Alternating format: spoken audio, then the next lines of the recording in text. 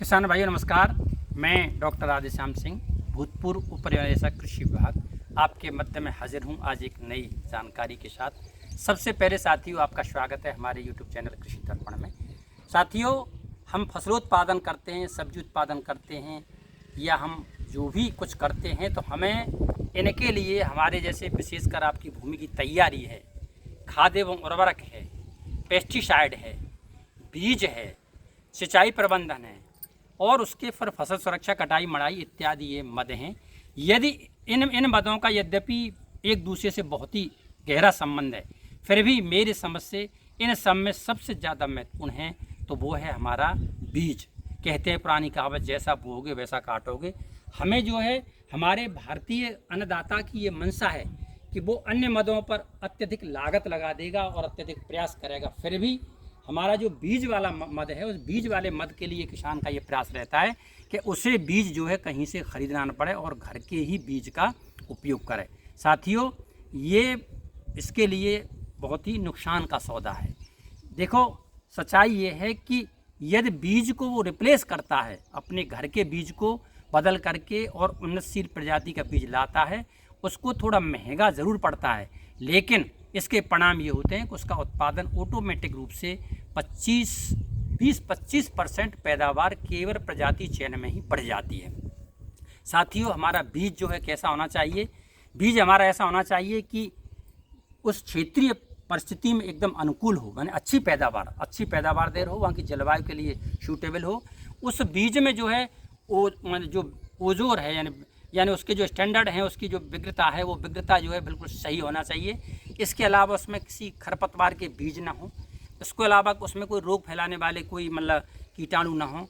इस तरह का जो बीज जो है हमारा, और जर्मिनेशन परसेंटेज उसकी बहुत बढ़िया हो, ऐसा बीज का चयन हमें करना है। साथियों, बीज का चयन बड़ी सावधानी से करना है और बीज का बुआई से पहले हमें कुछ और बातों को ध्यान रखना है। जैसे कि सबसे पहले हमें उसका अपने घर पर ही एक जर्मिनेशन टेस्ट कर लेना चाहिए। 100 दाने गिन करके और किसी गीली बोरी में उसको भिगो करके रखते हैं। 24 घंटे, 48 घंटे या 72 घंटे में उसकी काउंटिंग कर लें कि हमारा ये बीज जो है इतने उपजे हैं, यानी जर्मिनेशन परसेंटेज ऐसा है।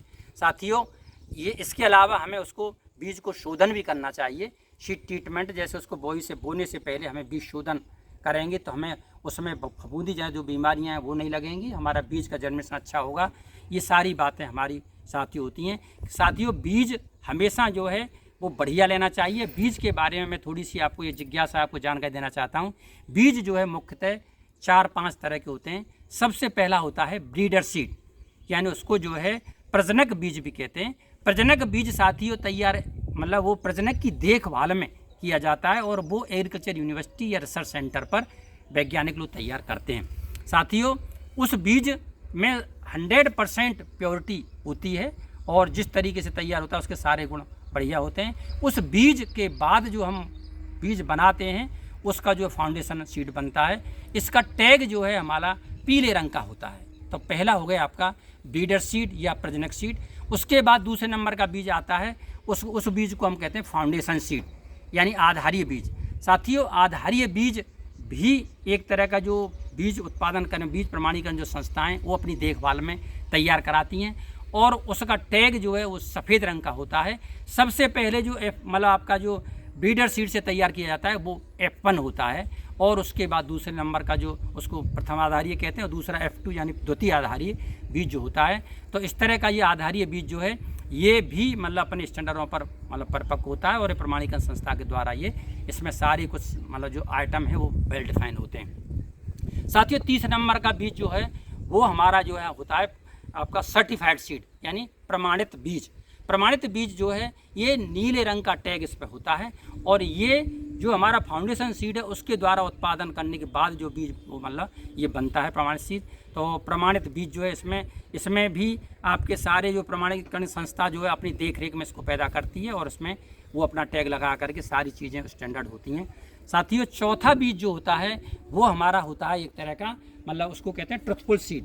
ट्रुथफुल सीड जो है वो किसी प्रमाणीकरण संस्था के द्वारा तैयार नहीं किया जाता है, बल्कि वो जो है किसी निजी फर्म या उत्पादक के द्वारा तैयार किया जाता है और अपने मानकों के अनुरूप जो उसको तैयार करते हैं, उसमें टैग जो लगता है उसी संस्था का लगता है जो उसको तैयार कर रही है या जो भी मतलब किसान कर रहा है। तो ये ट्रुथफुल सीड हो गया। साथियों, एक चौथे टाइप का बीज और होता है, उसको हम कहते हैं आपका हाइब्रिड सीड। समझिए हाइब्रिड सीड क्या होता है। ये विभिन्न दो आनुवांशिक गुणों वाली प्रजातियों का क्रॉस करने के बाद जो बीज बनाया जाता है उसको हम हाइब्रिड सीड कहते हैं। हाइब्रिड सीड की साथियों ये विशेषता है कि वो एक बार ही बीज के लिए प्रयोग होता है, उसके बाद जो उसका जो बीज से जो फसल बनती है उसको हम बीज के काम में नहीं लेते हैं। उसका उत्पादन जो है जनरल से मतलब लगभग 10% 20% बढ़ती ही होता है, और उसमें कुछ ऐसे कैरेक्टर मतलब क्रिएट किए जाते हैं जो रोग बीमारियों के प्रति भी ससेप्टेबल होते हैं। तो ये इस तरह का हाइब्रिड सीड मतलब 5वें तरह का हो गया। साथियों, किसान के लिए मेरा इस वार्ता के द्वारा ये अवगत कराना है कि बीज हमारा एक बहुत महत्वपूर्ण आइटम है, और इसको जो है बहुत सोच समझ के चयन करना चाहिए। चयन के बाद जो है इसमें ये देख लेना चाहिए कि वो मतलब जैसे वो अच्छी तरह से शोधित भी है और हमारा सारे मानकों को हमारी क्षेत्रीय परिस्थितियों के लिए अनुकूल है, ऐसे बीज का चयन करके। दूसरा ये है कि हमें किसी तरीके से नया बीज ही लेना चाहिए।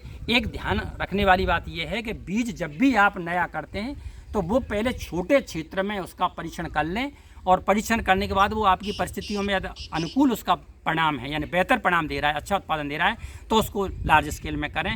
इन सब चीज़ों को ध्यान में रख करके यदि आप अपना फसल उत्पादन करेंगे तो साथियों आपको बहुत बेहतर परिणाम मिलेंगे। तो मेरा आज इस वार्ता के माध्यम से आपको ये अवगत कराना है कि बीज के चयन में आपको बहुत सावधानी रखनी है। थोड़े से खर्चे में आपका उत्पादन बहुत अच्छा बढ़ता है। इन्हीं सब बातों के साथ जो है ठीक है, आज आपने मेरी वार्ता आपको अगर अच्छी लगी हो तो आप चैनल को सब्सक्राइब करें। इसी तरह की ज्ञानवर्धक जानकारी मैं आपके मध्य में लाता रहूँगा। धन्यवाद साथियों, नमस्कार साथियों।